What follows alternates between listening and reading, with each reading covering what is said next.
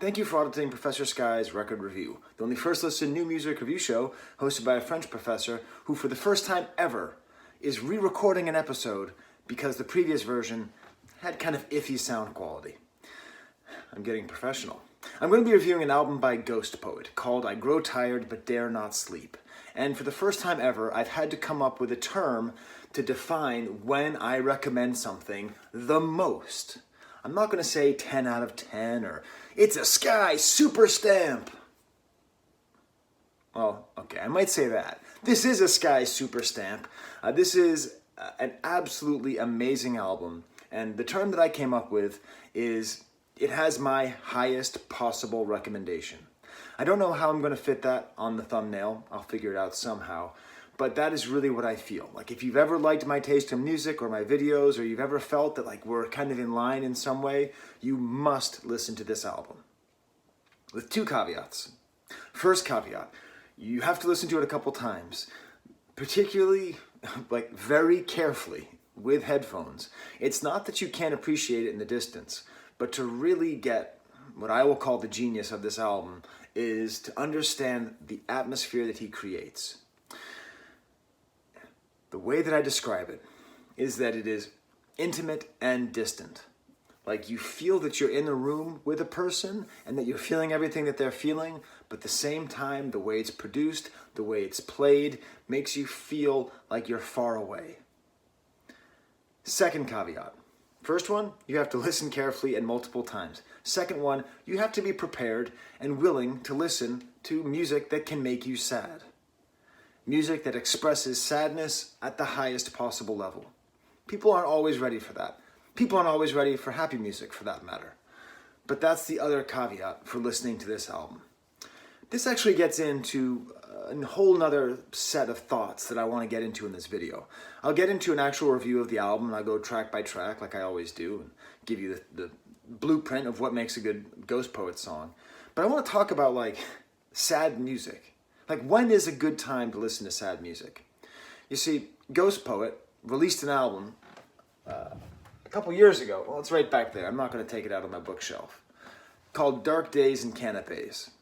And he released this in the fall of 2017. This album is easily in the top 5 albums of the decade.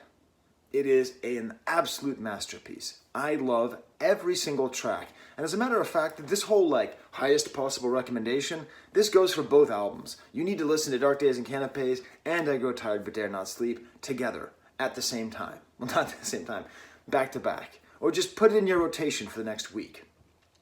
This is the problem. You know, I own it on vinyl, as you can tell. I'm in my music room here. I've got my hi-fi over there. It's one of my favorite albums, and I can never listen to it. You might be wondering why. Why can't I listen to one of my favorite albums? It actually is an album that is associated in my family with personal trauma. So this is a weird thing. Let me get into it a little bit.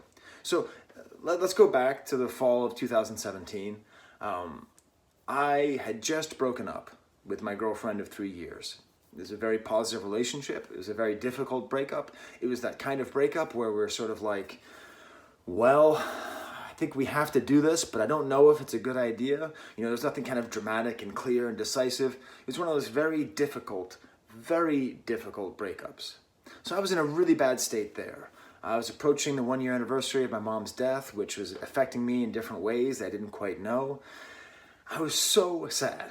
I had a computer with all of my PowerPoints and all of my research, and for some reason, it just died. And for some reason, when I tried to back it up, it didn't work, or I didn't do it enough, so I lost 5 years of work that summer, too. Mixed into all of that is this thing where I feel like maybe life was trying to create a metaphor for how I was feeling. For reasons I don't fully understand, in the late summer, early fall of 2017, almost every night, a hornet would crawl into my bed at night and die. Of course, it still carries a sting, so I would wake up every night rolling over onto a hornet and getting a hornet sting. My back, my neck, my hand. It is the worst way to possibly wake up, especially when you are newly alone and you're feeling like, what if I'm allergic? What is this pain? The first time I didn't know what the pain was. I thought, what's going to happen to me? Like, I'm alone. There's nobody here for me. There's bees in my bed. So that was the stage that I was in when this beautiful album, Dark Days and Canapes, was introduced to me. It suited my mood perfectly. It was exactly how I was feeling. Songs about being in trouble, songs about feeling distant, wondering if it was the end of times for you. And I played it and I loved it. And it didn't make things worse for me, you know? It's not like the pain I was feeling emotionally was made worse by Ghostpoet. But it did become something of a soundtrack.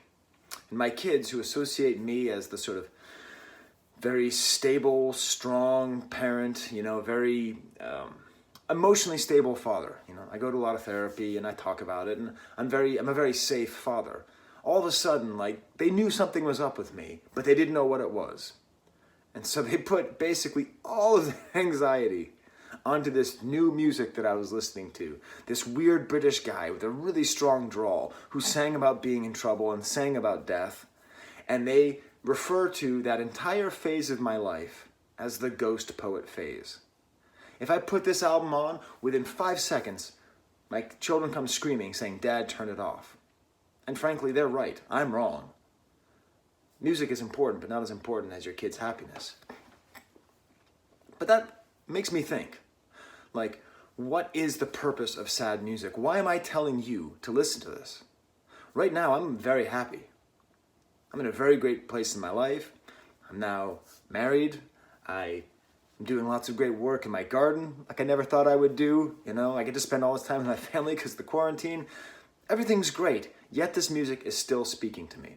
And that's because I believe, as a civilization, we need to accept sad music in happy times. If I were to play music that actually reflects how I feel right now, I would be putting on Walking on Sunshine by Katrina and the Waves. And yes, I memorized the name of that band for this video. Now I blew it. But you gotta, Walking on Sunshine. That's how I'm feeling. I woke up this morning, I was so happy. The dog's in bed, wife, everything, and seeing my son, having great music, over 1,000 subscribers. You know, I'm gonna play some Pokemon later. Everything's great. But this makes me richer. This makes me happier. This album, I Grow Tired But Dare Not Sleep, even though it's another tortured investigation into the nature of existence, because great art always makes you happier. No, maybe not you. That was my second caveat. But great art always makes me happy. What human beings are capable of achieving at all of their stages of ecstasy, of despair, of indifference even, makes me happier, makes my life fuller. So that's how I can recommend this right now. True story. 2 days ago, the hornets came back. Not in my bed, but we just made the deck. Like, we just got these out because, I don't know, the deck's all messed up. There's all these splinters. I would show you, but you don't care. And so, like my wife ordered this awesome outdoor rug. And we got an umbrella because I'm slightly translucent, so I burn really easily. And we're sitting out on the deck and we're having lunch with my kids, and we're looking out over the lawn, and there's goldfinches and robins and squirrels and deer. We're all so happy. But then we have to go inside because there's so many hornets on the side of the house. But this is the difference. They weren't coming in. They weren't dying in my bed. That day, that night, I got some hornet spray. I put on 2 sweatshirts, goggles, face mask, tucked my pants into my socks like a cool guy. I'll show you a picture right here. So you can see that picture. I'm like a really cool guy, right? As I said to my wife, when you think about hornets going into your pants, you don't worry about looking silly. And I killed the nest. And now we're able to go out there again. This great kind of like full circle from one Ghostpoet album to another. But the consistent thing is that this art is amazing and it's making my life richer. And actually, part of the reason this channel exists is because of Dark Days and Canapes. It came out before I had this channel. and I couldn't tell people about it. And I was so frustrated. It was like the first new music I'd heard by an artist I'd never heard of in a long time that made me go, oh my God, music is great. How did I lose touch of this? And it was because of this. 10 minutes in here, I'm still going to get to the album, but I want to talk a little bit more about Ghostpoet and kind of place him in a different way. To give you a reason why to listen to him, I put him in a line of what I call the Great British Bummers. So these are musicians who are able to make music that gets you sad, but is so good that when you hear it, it makes you happier. As I see this line, and please add to this, by the way, you know, I need to always say this in all my videos. My ignorance is profound. I'm not a music expert. I'm not even a Ghostpoet expert. In the last version, I had to look up his real name on the video. Obaro Ajimwe. I memorized it, so that's good. But still, but I put him in this line of sort of great British bummers. You know, like, obviously if I say great British bummers, you know, you got the Smiths. And you think of other great British bummers, obviously you got Radiohead. You have these artists who are capable of doing that, of inciting that kind of emotion. And I believe Ghostpoet is the next in that line. Smiths, Radiohead, Ghostpoet. I said highest possible recommendation. Now, I'm going to make a point here, and everybody on that list, definitely including Ghostpoet, is going to find this obnoxious and stupid. I'm just a dumb Yank, excuse me. But I do think there is an actual British component to the Great British Bummers. Like, I do believe that it is a very British expression, and that these artists are, in a way, expressing the best parts of English culture in this way. Because it's not just sad. If it was just sad, that'd be one thing. But it's not. It's also very witty. And it's done with something of a wink, which is part of that wit. Like, even when Ghostpoet is as sad as he can possibly be, you always get the sense that part of him is like, I'm playing it up a bit. I don't really mean it this sadly.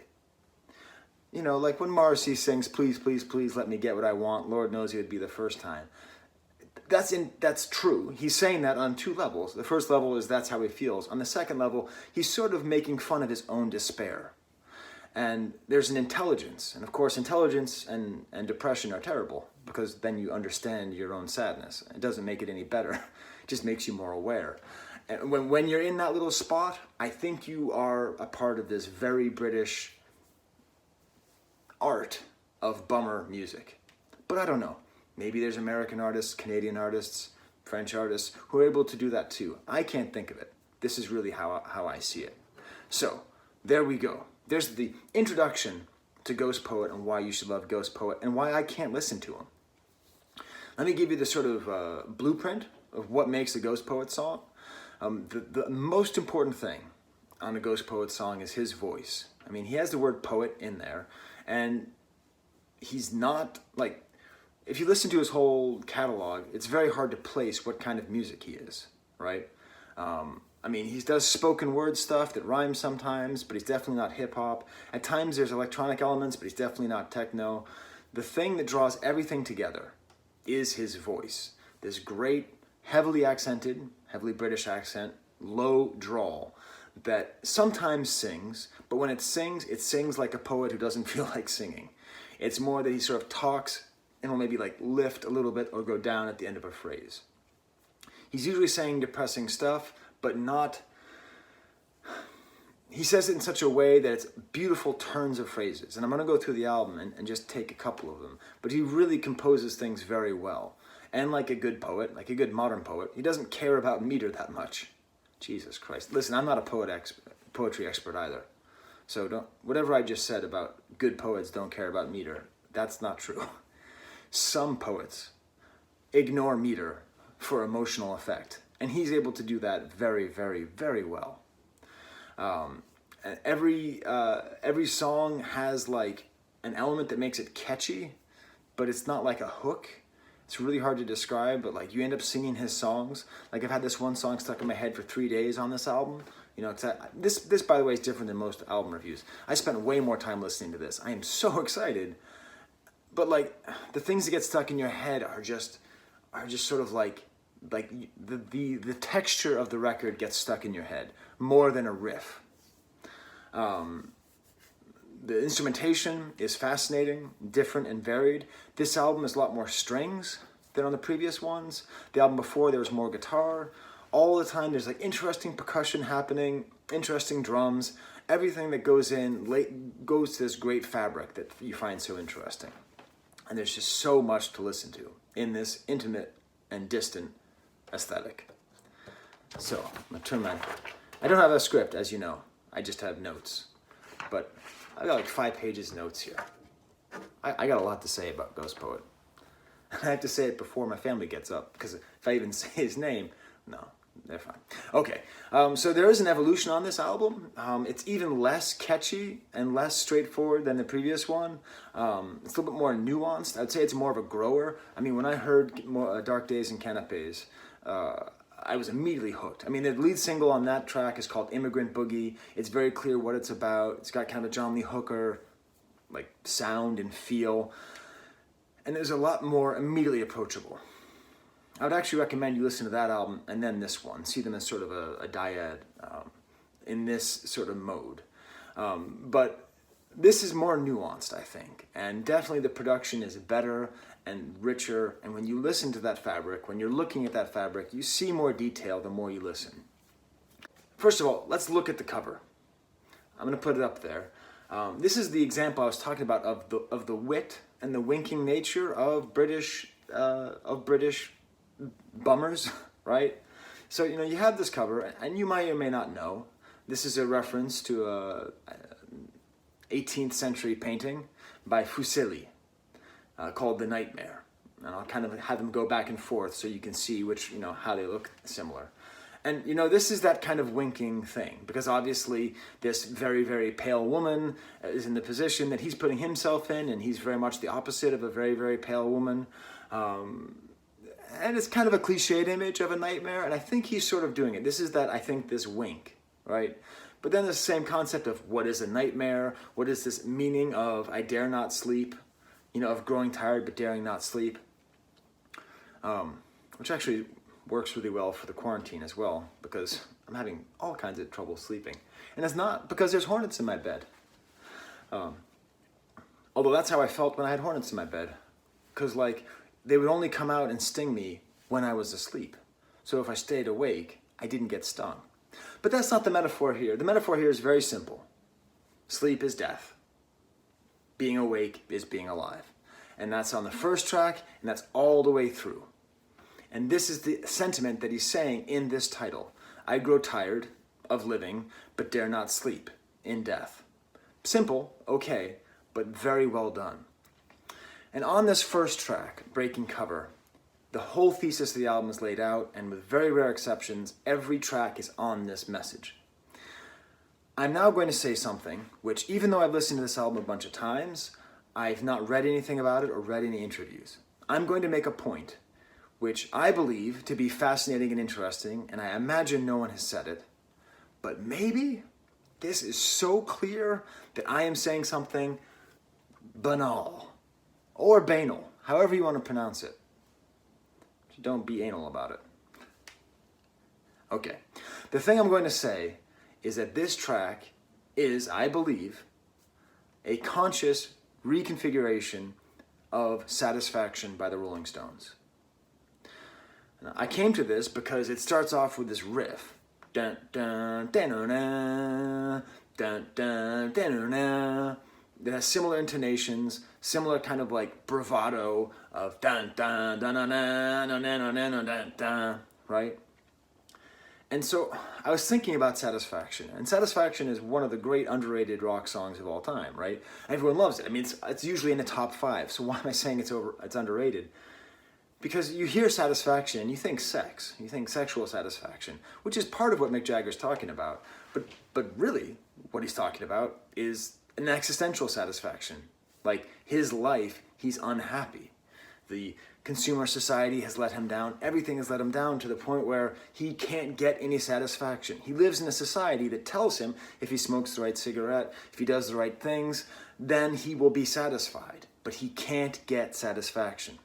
Our civilization runs on the inability to attain satisfaction, and Mick Jagger described that in 65, 64. This album, this song, and this album is a sort of explosion of that theme. So here on this, it's not saying, it's not as catchy, it's not as simple, but each verse begins with a conjugation of a verb, or a conjugation of an idea. I am alive, you are alive, they are alive. Then it becomes, I want to die, you want to die, they want to die. Thanks, Ghostpoet. Then it becomes, I want to know, you want to know, they want to know, what does it all mean? And that's where we get into this album. And it seems as though the reason that he can't fall asleep, that he can't die, he can't kill himself, or he can't let himself die, is that he's trying to get to this answer. Like, he's not satisfied. He doesn't have an answer. Why is he here? Why do we exist? That's an important question, even if a lot of people ask it. And in the chorus, he says, it's getting kind of complex these days. And that ties it all together. And that's a great example of the way the Ghostpoet can make a hook, a catchy song. It's getting kind of complex these days. I mean, it's just a weird sentence, but it works. And it ties all these ideas together till you realize he's not really saying he wants to die or that he's happy to be alive, whatever it is. Just that things are complex and he doesn't know what to do. Obviously, he can't fall asleep. Musically, on your third listen, tell me what you think. It's just amazing shabby guitars and electronic sounds thrown in there, and just the whole thing, it just has this layering, and just everything pulls through this voice that's like this like chord under the ocean. It just draws all the complexity. It just draws everything through, and you can focus everything on his voice. And then when you zoom out and see everything, you see how it all feeds into it. Okay, next track is called Concrete Pony, which I think is the lead single. Just the name gives you the sense of the poetic nature of this album. And what is a concrete pony? This is funny because it has sort of a, like, he says yeah, yeah, yeah a lot. And I think this is, very clearly, it's an ironic yeah, yeah. He's sort of taking the meaning of the expression yeah, yeah, yeah and breaking it apart and making you realize how stupid it is. And a lot of this is about like the emptiness of electronic culture and social media and those kinds of themes. And this, more than any other track, is where he just breaks meter entirely and just says what he wants to say.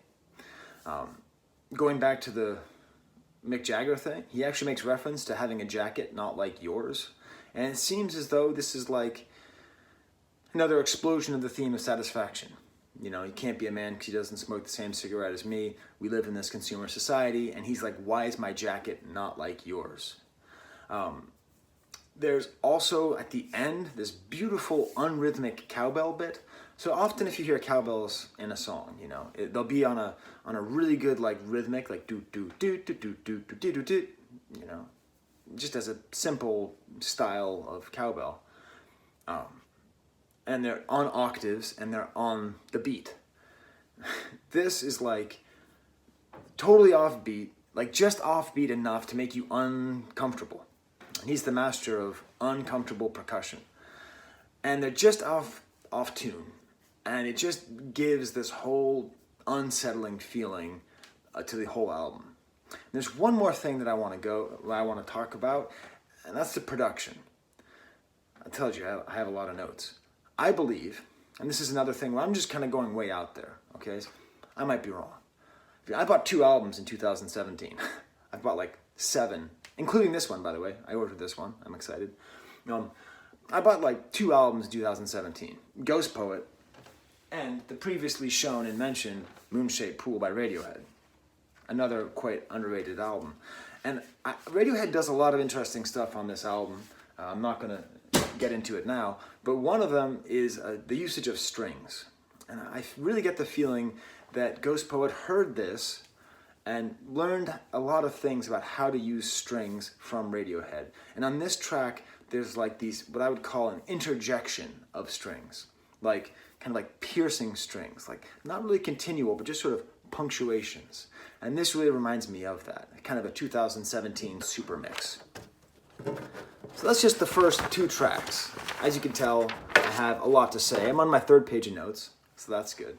And everything is just so beautifully, beautifully unsettling. Then we get to my stamp, my track of the album, Humana Secondhand. This is the track that I get stuck in my head all the time. It begins, and all the way throughout, it has this rhythm which isn't actually polyrhythm, but it's close.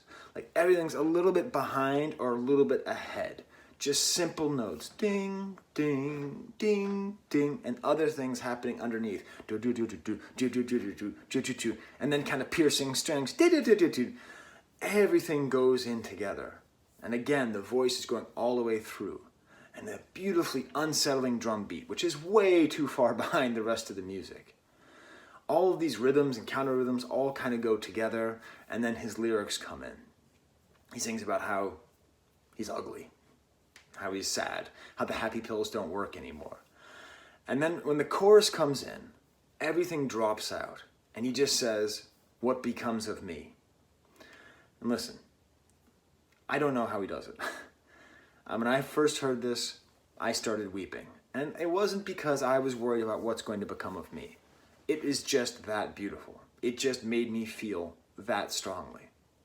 Because all of these rhythms and these sounds drop out, and then all of a sudden it's longer strings. The percussion is just a gourd going, like, you know, one of those like African gourds with like beans in it. What becomes of me? And it all just fits together so well and leads from the verse and into the next verse so perfectly. So I'm going to play you 14 seconds of this song. I don't even know what 14 seconds I want to pick. And whatever I pick, it's not going to be good enough because you have to listen to the whole thing. But just to give you a sense of the atmosphere and the, I guess I'd say a hint to the layers that you're going to listen. Okay, 14 seconds, starts now. I'm just ugly, grinning, me.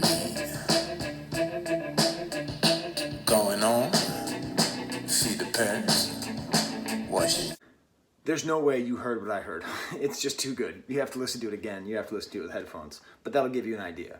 The next track, Black Dog, got silver eyes. Very cool, like clicky, cold electronic bits. But then that cold electronic is matched with warm synthesizers. And then the synthesizers get very aggressive in the chorus. He says you're going to miss me when I'm gone, which is the only time I think he goes too far. Like, that's just too far of a suicidal message. Suicide is boring. Not wanting to live is interesting. So I think he goes a little bit too far there. The only time on the album that's right on that edge that I would say goes too far. This really cool horn bit comes in where the horns are intentionally played sort of badly and out of tune, and like they're kind of rough horns while the synthesizers swim, and the voice gets more and more intimate. Like he puts himself in the round where he's in both ears and he's talking. It's kind of a hellish track. Like it falls apart and you feel like you're in hell.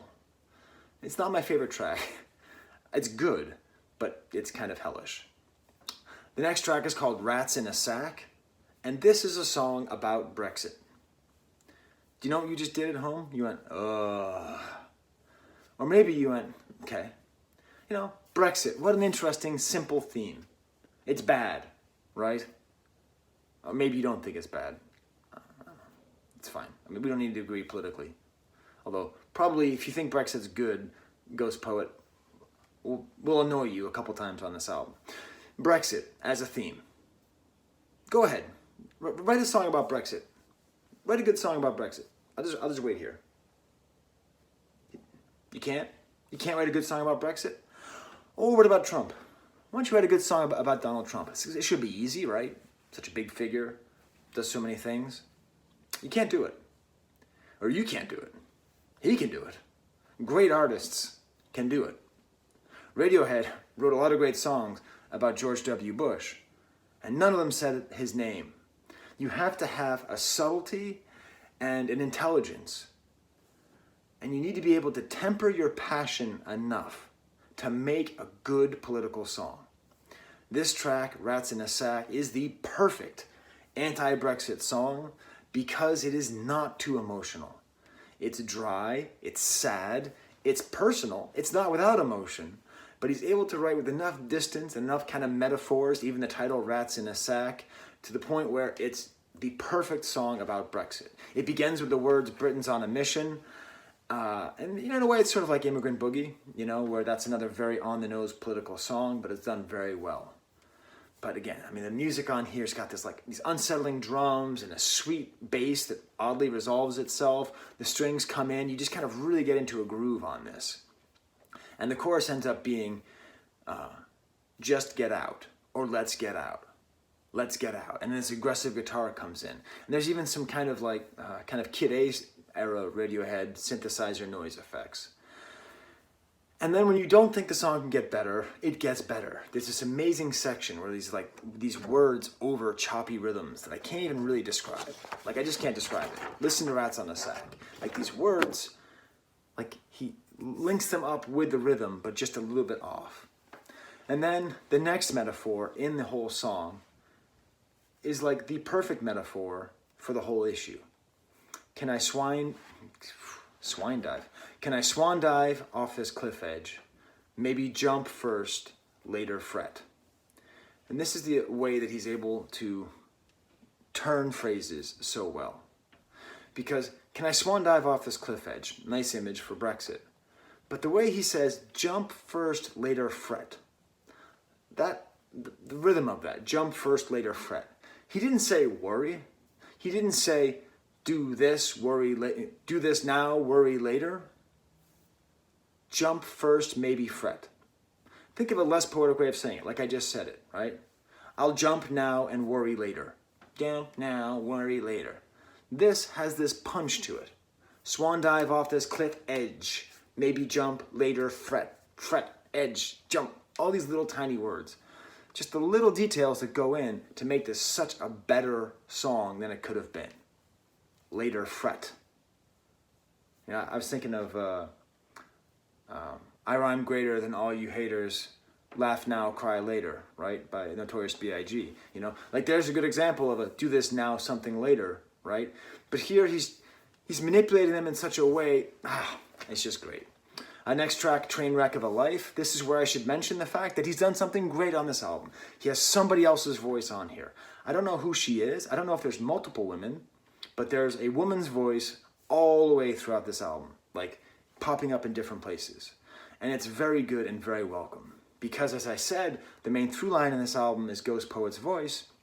But in this case, she's this other voice is a much higher register, and it's a lot softer. It's a very feminine voice. And because of that, it has this good counterpoint. And this even starts in a different language. It starts in French. The French professor is happy. It's the same message, right? I mean, existential stuff. There's no exit. What choices do we make? Nothing really matters.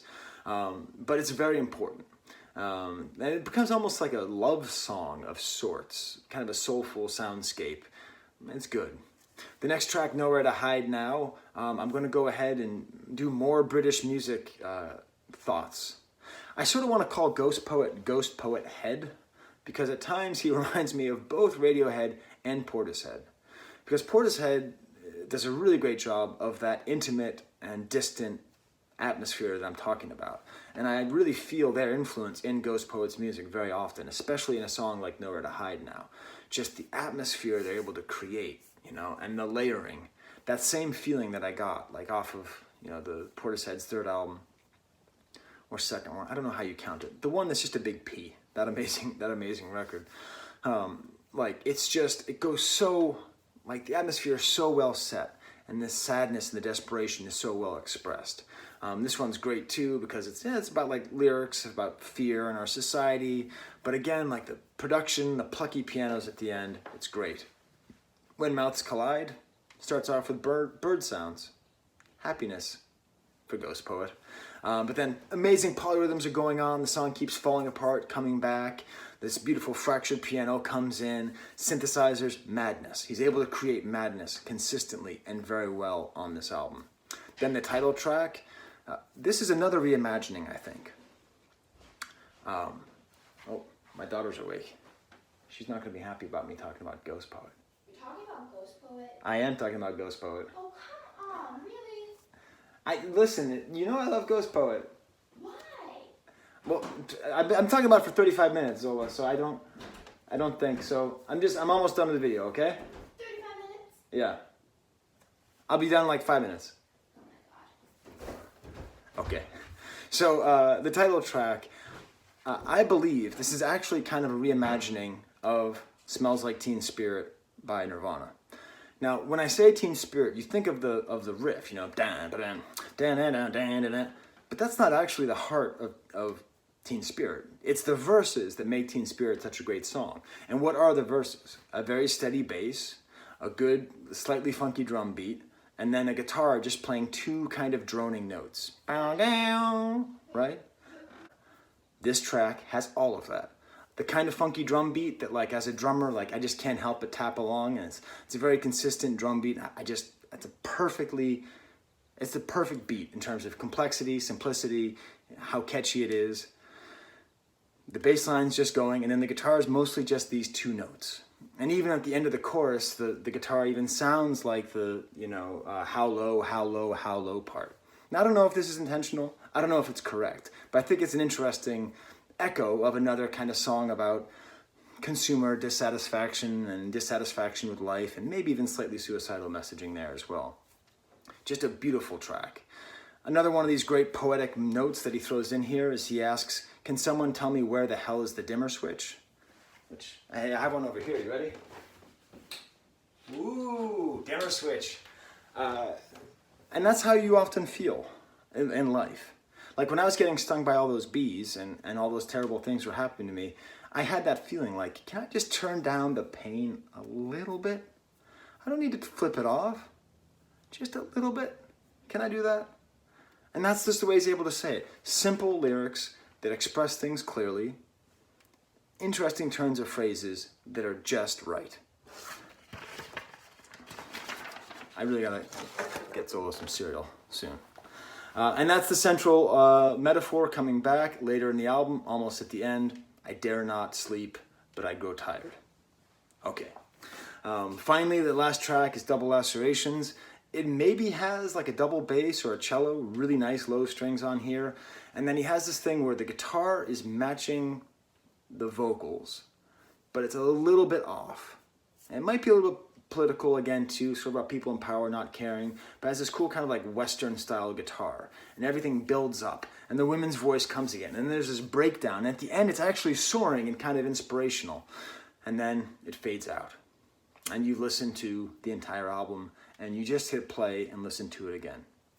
So there you go. There's my review of Ghostpoet, the greatest artist I can never listen to. When is the right time to listen to sad music? I would say anytime, as long as it's this good. Unless it's going to bum out the people around you. In which case, I'm walking on sunshine. Oh yeah. All right. Well then, I got this when I ordered the album last time. So for Ghostpoet, for my grumpy daughter, for my dogs, and for the hornets, dead and alive. There's the camera.